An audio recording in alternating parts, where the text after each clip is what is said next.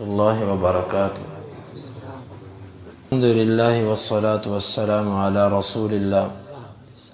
باب صفت الشمس والقمر، یہ باب ہے سورج اور چاند کی صفات کے بارے میں۔ بحسبان سورہ رحمان کے اندر آتا ہے۔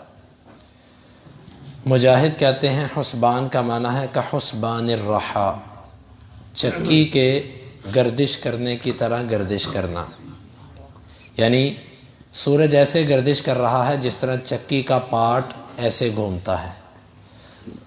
وقال غیرہ بحساب ومنازل لا یعدوانہا، مجاہد کے علاوہ دیگر مفسرین کہتے ہیں حسبان کا معنی یہ ہے ایک اندازے کے مطابق اور اپنی منزلوں کے مطابق، یہ اس اندازے اور منزل سے آگے نہیں جاتے۔ امام بخاری کہتے ہیں حسبان جماعت الحساب، حسبان جو ہے یہ حساب کی جمع ہے۔ مثل شہاب و شہبان، جس طرح شہاب اور شہبان واحد اور جمع ہے۔ دوسرا لفظ، دوسری صفت سورج اور چاند کے لیے جو استعمال ہوئی ضحاہا، الشمس کے اندر ضحا کا معنی ہوتا ہے ضوءھا، اس کی روشنی۔ چاند کے بارے میں آیا ان تدرک القمر، تدرک القمر اس کا معنی ہے لا یستر ضوء احدہما ضوء الآخر ولا ينبغی لہما ذلک، ایک کی روشنی دوسرے کی روشنی کو ڈھانپتی نہیں ہے اور نہ ہی ان کے لیے یہ اجازت ہے کہ وہ ایسا کرے۔ سابق النہار، ایک اس کے بارے میں لفظ استعمال ہوا قرآن میں سابق النہار، اس کا معنی ہے یتطالبان حثیثین، وہ دونوں تیز تیز ایک دوسرے کے پیچھے آتے ہیں۔ ایک لفظ استعمال ہوا نسلخ، نسلخ کا معنی ہے نخرج احدہما من الآخر ویجری کل منہما، ہم ان میں سے ایک کو دوسرے سے کھینچ لیتے ہیں اور ہر ایک چلتا ہے۔ کھینچنے سے مراد یعنی کہ ایک غروب ہوتا ہے دوسرا طلوع ہوتا ہے، یہ مراد ہے۔ واہیہ، واہیہ کا معنی ہے وحیھا تشققھا، وحیھا کا معنی ہے اس کا پھٹ جانا، کمزور ہو جانا۔ ارجائھا، اس کا معنی ہے ما لم ینشق منھا فہو علی حافتیھا، جو چیز اس میں سے پھٹی نہیں ہے اور وہ اس کے کناروں پر ہے۔ کقولک علی ارجاء البئر، جس طرح آپ کہتے ہو میں کنویں کے کنارے پر۔ اغطش و جنہ، ان دونوں کا معنی ہے اظلم، اندھیرے والا۔ وقال الحسن، اور حسن کہتے ہیں کوورت، یہ جو آیا نا اذا الشمس کوورت، اس کا معنی ہے تکور حتی یذهب ضوءھا، اس کو لپیٹ دیا جائے گا یہاں تک کہ اس کی روشنی ختم ہو جائے گی۔ واللیل وما وسق، اور یہ جو قرآن میں رات کے بارے میں آیا اس کا معنی ای جمع من دابۃ، یعنی کہ اس نے جمع کیا ہے تمام چوپایوں کو اپنے اندر۔ اتسق، اس کا معنی ہے استوا، برابر ہو گیا۔ بروجا، بروج کا معنی ہے منازل الشمس والقمر، سورج اور چاند کی منزلیں۔ والحرور، اور حرور بالنہار مع الشمس، حرور اس گرمی کے لیے بولا جاتا ہے جو سورج کی وجہ سے دن کے وقت ہوتی ہے۔ وقال ابن عباس و رؤبہ، ابن عباس اور رؤبہ کہتے ہیں الحرور باللیل والسموم بالنہار، حرور کا لفظ رات کی گرمی کے لیے اور سموم کا لفظ دن کی گرمی کے لیے۔ یقال یولج، کہا جاتا ہے قرآن مجید میں یولج، اس کا معنی ہے یکور، لپیٹ دینا۔ ولیجہ، ولیجہ کا معنی ہے کل شیء ادخلتہ فی شیء، ہر ایک چیز کو دوسری چیز میں داخل کر دینا۔ امام بخاری رحمۃ اللہ علیہ کی عادت ہے کہ وہ جب کوئی ایک کلمہ ذکر کرتے ہیں تو اس کے متعلقہ کوئی باب قائم کرتے ہیں تو اس کے متعلقہ قرآن یا حدیث میں جو الفاظ آئے ہوتے ہیں اس کی بھی وضاحت کر دیتے ہیں۔ بظاہر ان کلمات کا کتاب بدء الخلق، مخلوق کی ابتدا کے ساتھ کوئی تعلق نہیں ہے، لیکن امام بخاری ان کلمات کی تفسیر اس لیے کر رہے ہیں کہ یہ کلمات سورج، چاند، دن، رات، ان کے بارے میں استعمال ہوئے ہیں، اور امام بخاری انہی کے بارے میں آپ کو معلومات دینا چاہتے ہیں کہ ان کے بارے میں قرآن میں یہ الفاظ استعمال ہوئے ہیں۔ یہاں پر بات ہوئی ہے سورج کے گردش کرنے کی۔ سورج گردش کرتا ہے، والشمس تجری، سورج چلتا ہے۔ سائنس کہتی ہے کہ سورج اپنی جگہ پر کھڑا تھا اور زمین گھومتی ہے، لیکن اب ان کی تحقیق بھی بدل چکی ہے۔ حقیقت یہی ہے کہ سورج چلتا ہے، اور مجاہد نے بیان کیا کہ وہ ایسے چلتا ہے جس طرح چکی گھومتی ہے، ایسے زمین کے گرد ایسے وہ چکر لگا رہا ہے۔ صحیح بات یہ ہے کہ اس نظام کو انسانی عقل سمجھنے سے قاصر ہے۔ ایک تجربہ کرتے ہیں، ایک معلومات لے کر آتے ہیں، تھوڑے عرصے بعد مزید تحقیق ہوتی ہے تو وہ پہلے والی معلومات غلط ہو جاتی ہے۔ یہ رب کا بنایا ہوا نظام ہے جس کو انسان کامل طریقے سے سمجھ نہیں سکتا۔ بہرحال سورج چلتا ہے، قرآن نے کہہ دیا، سائنس کی بات غلط ہو سکتی ہے، قرآن کی نہیں۔ دوسری بات، سورج اور چاند ایک دوسرے کو، یعنی کہ ایک کی روشنی دوسرے کو ڈھانپتی نہیں ہے، ہر ایک اپنے اپنے مدار کے اندر چلتا ہے۔ کبھی جب ایسا ہوتا ہے تو اللہ کے حکم سے سورج گرہن ہوتا ہے۔ سورج گرہن میں یہ ہوتا ہے، سائنس اب یہ کہتی ہے کہ زمین سورج اور چاند کی روشنی کے درمیان آ جاتی ہے، سائنس یہ کہتی ہے۔ اسلام نے تو اس کی کوئی توجیہ بیان نہیں کی کہ یہ کیوں ہوتا ہے۔ ہاں کیوں ہونا تو بتایا ہے، لیکن کیسے ہوتا ہے یہ نہیں بتایا، کیونکہ قرآن جو ہے نا وہ ہمیں وہ چیزیں بتاتا ہے جس کے لیے ہماری اخروی نجات اور بھلائی ہو۔ اگر ہمیں یہ بتا بھی دیا جائے کہ گرہن ہونے کی یہ طریقہ ہوتا ہے تو اس سے ہمارے کیا فائدہ ہوگا؟ ہمیں کوئی فائدہ نہیں ہے۔ ہاں سبب بتایا جاتا ہے، ان الشمس والقمر آیاتان من آیات اللہ، یہ اللہ کی نشانیوں میں سے نشانی ہے۔ جب گرہن لگتا ہے تو اللہ تعالیٰ ایک نشانی دکھاتا ہے۔ نشانی دیکھنے کا مقصد ہوتا ہے کہ انسان اللہ کی طرف رغبت کرے، یہ مقصد ہوتا ہے۔ آگے امام بخاری نے کچھ مزید کلمات کی وضاحت بھی کی ہے کہ حرور کا لفظ استعمال ہوا ہے۔ حرور کا لفظ کہتے ہیں کہ رات کی گرمی کو، اور بعض کہتے ہیں کہ دن کی گرمی کو، اور سموم جو ہے نا یہ دن کی گرمی کے لیے بولا جاتا ہے۔ آگے امام بخاری جو حدیث لے کر آئے ہیں، امام بخاری کہتے ہیں ہمیں بیان کیا مسدد نے، وہ کہتے ہیں ہمیں بیان کیا عبدالعزیز بن المختار نے، وہ کہتے ہیں ہمیں بیان کیا عبداللہ بن الداناج نے، وہ کہتے ہیں مجھے بیان کیا ابو سلمہ بن عبد الرحمن نے ابو ہریرہ رضی اللہ عنہ سے، وہ اللہ کے نبی صلی اللہ علیہ وسلم سے، آپ نے فرمایا الشمس والقمر مکوران یوم القیامہ، سورج اور چاند قیامت کے دن لپیٹ دیے جائیں گے۔ لپیٹ دیے جانے کا کچھ معنی، ایک معنی تو اہل علم نے یہ بیان کیا کہ بے نور کر دیے جائیں گے، ان کی روشنی ختم ہو جائے گی، یہ معنی تو ہے۔ لیکن جو دیگر حدیث کی کتابوں میں آتا ہے نا کہ ان کو لپیٹ کے جہنم میں پھینک دیا جائے گا، وہ وضاحت ہے اس میں کہ سورج اور چاند بھی جہنم میں پھینک دیے جائیں گے۔ یہاں پر سوال پیدا ہوتا ہے کہ اس کا کیا قصور ہے سورج اور چاند کا؟ ابھی ہم نے کل کی حدیث میں پڑھا کہ یہ سجدہ کرتا ہے اللہ تعالیٰ کو، اور اللہ کے اذن سے چلتا ہے، اللہ کے حکم سے چلتا ہے۔ اسی طرح چاند اللہ کے حکم سے چلتا ہے۔ اس نے تو اپنی زندگی اللہ کی اطاعت میں گزاری ہے، اس کو جہنم میں کیوں پھینکا جائے گا؟ تو اس لیے اس کی دو وجوہات ہیں۔ پہلی وجہ کہ اللہ تعالیٰ نے قرآن مجید میں فرمایا انکم وما تعبدون من دون اللہ حصب جہنم، تم جن کی اللہ کے سوا عبادت کرتے ہو یہ بھی تمہارے ساتھ جہنم کا ایندھن ہوں گے۔ اور سورج اور چاند کی بھی لوگ عبادت کرتے رہے ہیں، اب بھی کرتے ہیں، سورج کی عبادت اب بھی کرتے ہیں، اور اسی طرح چاند کی عبادت کرتے ہیں۔ تو اللہ تعالیٰ باطل معبودوں کو جہنم میں اس لیے پھینکے گا کہ ان کے عابدین کو، عبادت کرنے والوں کو ذلیل و رسوا کرنے کے لیے، لو جن کی تم عبادت کرتے تھے وہ بھی تمہارے ساتھ جہنم میں ہیں۔ البتہ اس میں وہ جو نیک لوگ ہیں جن کی لوگ عبادت کرتے ہیں اور انہوں نے نہیں کہا بلکہ انہوں نے منع کیا، انبیاء یا نیک اولیاء، وہ اس سے مراد نہیں ہے، وہ اس سے مراد نہیں ہے، کیونکہ اس سے باطل معبود مراد ہے، اور وہ معبود تھے ہی نہیں، نہ انہوں نے کبھی اس کی دعوت دی، لوگوں نے ان کو بنا لیا، وہ نہیں جائیں گے۔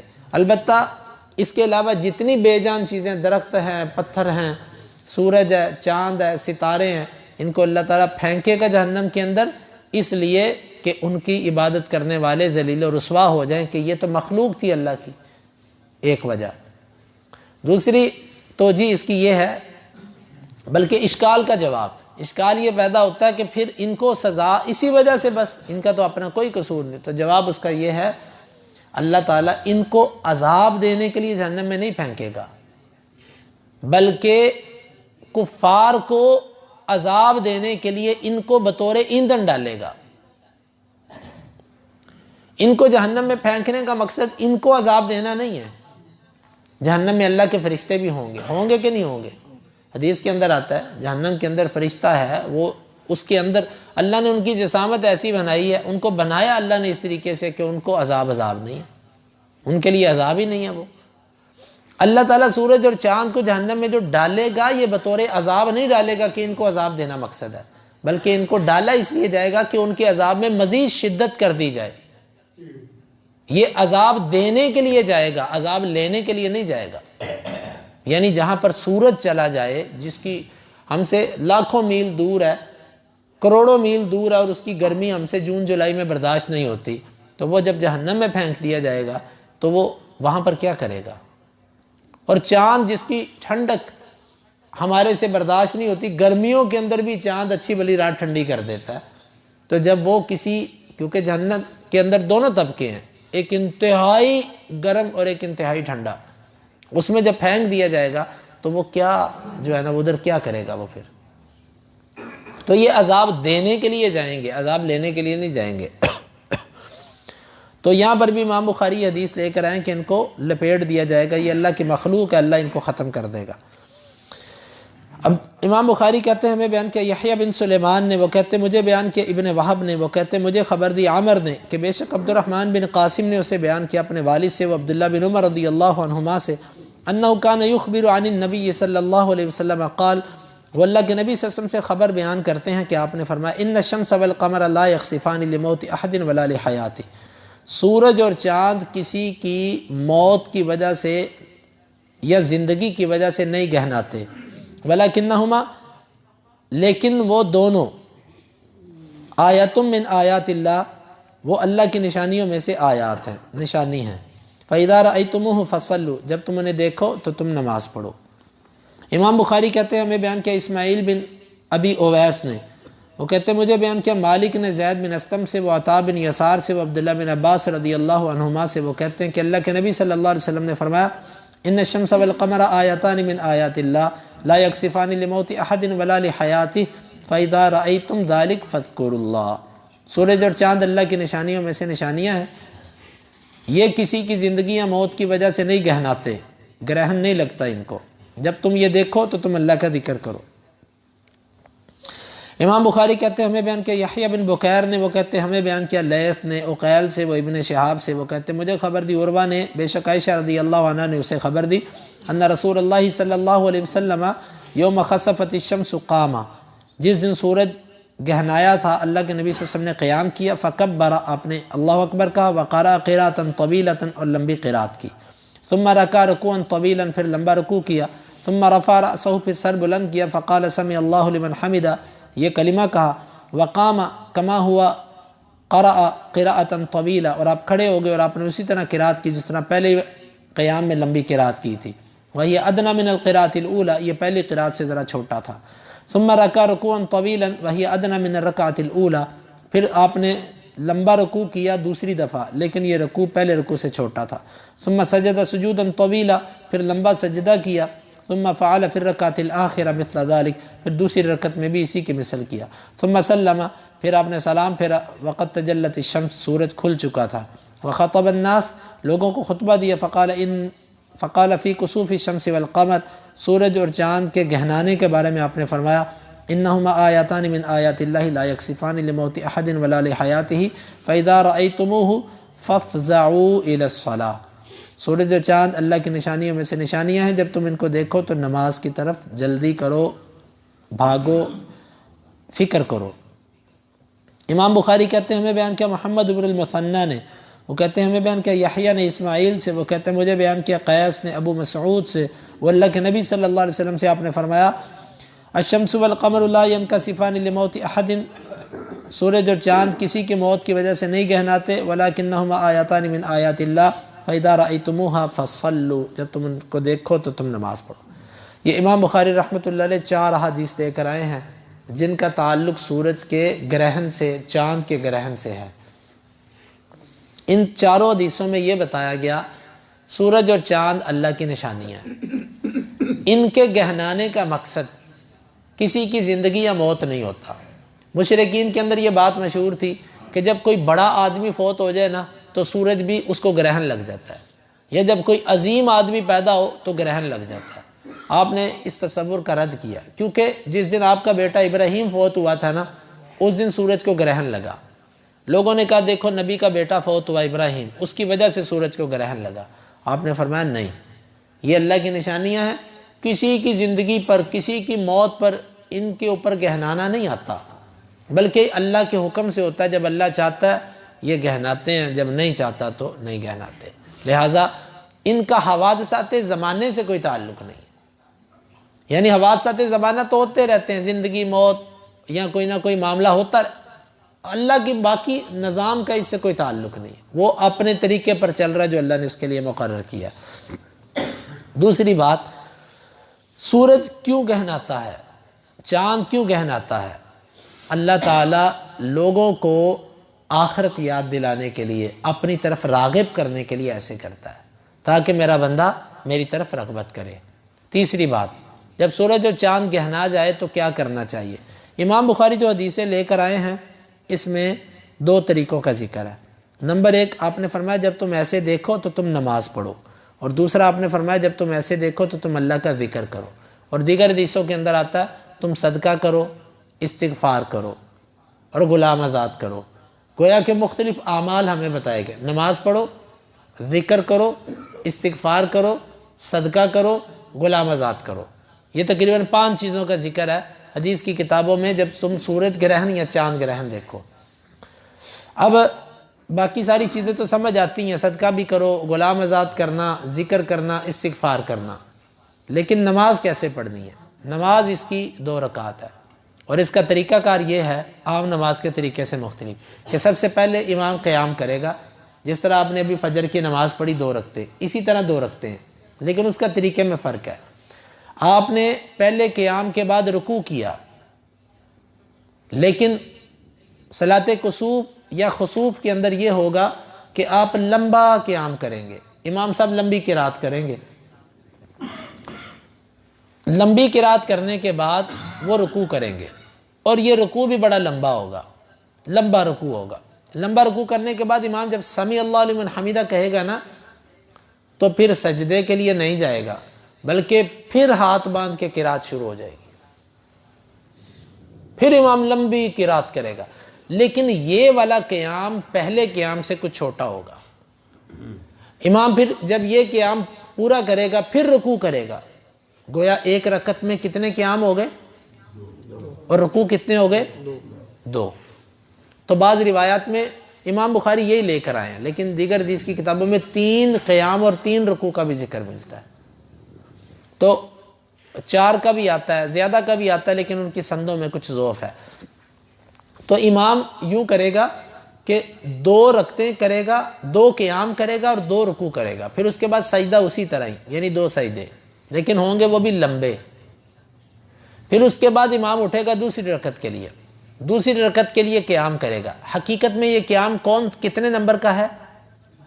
تیسرے والا قیام، رکعت دوسری ہے لیکن قیام کا نمبر کون سا ہے؟ تیسرا۔ یہ جو قیام ہوگا یہ پہلے دونوں قیاموں سے چھوٹا ہونا چاہیے، لیکن ہوگا لمبا، ہوگا لمبا۔ ایک مثال دیتا ہوں، پہلے قیام کے اندر آدھا پارا پڑا، دوسرے کے اندر 1.5 پاؤ پڑا، تو تیسرے قیام کے اندر وہ 1 پاؤ پڑے گا، تو پھر اس کے بعد امام رکوع کرے گا۔ یہ رکوع لمبا ہوگا لیکن پہلے دونوں رکوعوں سے چھوٹا ہوگا۔ اس کے بعد سمیع اللہ لمن حمیدہ کہے گا، سجدے میں نہیں جائے گا، پھر قیام شروع کر دے گا، ہاتھ باندھ کے پھر قرات شروع ہو جائے گی۔ یہ چوتھا قیام ہو گیا دوسری رکعت کے اندر۔ یہ جو قیام ہے یہ قیام بھی لمبا ہوگا، لیکن یہ پہلے تینوں قیاموں سے چھوٹا ہوگا، یعنی کہ پہلے میں آدھا پڑا، دوسرے میں 1.5 پاؤ پڑا، تیسرے میں پاؤ پڑا، اس میں آدھا پاؤ پڑا۔ ایک سمجھانے کے لیے بات کر رہا ہوں۔ اس کے بعد امام رکوع کرے گا، یہ رکوع لمبا ہوگا لیکن پہلے تینوں رکوعوں سے چھوٹا ہوگا۔ اس کے بعد پھر امام اسی طرح سجدے کرے گا، سب مقتدی اس کے ساتھ ہوں گے، اس کے بعد وہ سلام پھیر دے گا۔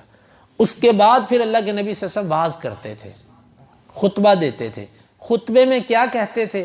خطبے میں صرف لوگوں کو ترغیب دلاتے تھے کہ استغفار کرو، صدقہ کرو، ذکر اذکار کرو اور غلام آزاد کرو، اللہ سے ڈرو، بس یہ باتوں کی نصیحت کرتے تھے۔ تو یہ اس کو کہتے ہیں صلاۃ الکسوف۔ اگر سورج کے گہنانے پر ہو، چاند کے گہنانے پر ہو تو اس کے لیے خسوف کا لفظ بولا جاتا ہے، خسوف۔ رات کے وقت ہو یا دن کے وقت ہو، جب بھی گہنائے اس کی نماز پڑھنا سنت ہے، لیکن اب یہ سنت بھی بہت کم ہو چکی ہے۔ اللہ تعالیٰ ہمیں ان سنتوں کو اختیار کرنے کی توفیق عطا فرمائے۔ امام بخاری رحمۃ اللہ علیہ ان احادیث کو اس باب میں اس لیے لے کر آئے ہیں کہ ان کا سورج اور چاند کے ساتھ تعلق تھا، انہوں نے ذکر کر دیا۔ باقی میں نے کل کے درس میں عرض کر دیا تھا کہ امام بخاری اس کو بدء الخلق میں کیوں لے کر آئے ہیں۔ اللہ تعالیٰ حق کو سمجھنے کی اور اس کی اتباع کی توفیق عطا فرمائے۔ اللہم انفعنا بما علمتنا وعلمنا ما ينفعنا وزدنا علما وآخر دعوانا ان الحمدللہ رب العالمین۔ حدیث نمبر 3201، 2، 3 اور 4، 5 حدیث۔